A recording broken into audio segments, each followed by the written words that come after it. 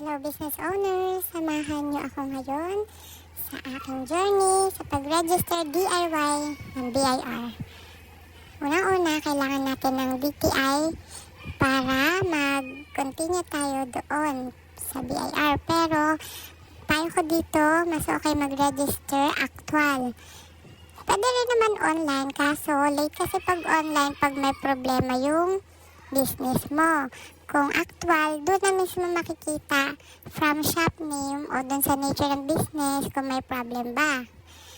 And pag meron ka na nito, kumuha ka na ng requirements na barangay certificate, barangay ID, TIN number and TIN ID.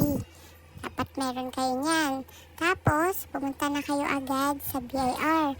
Sobrang daming tao nung pumunta ko dahil ito yung kasagsagan na pina-implement sa TikTok, Shopee, Lazada na dapat register na tayo. So, nagtatanong ako.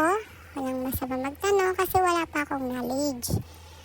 Ayan, okay naman silang kausap sa RDO ko.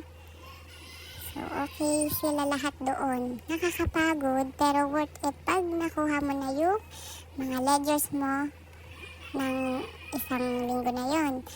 So, ito lahat. Thank you.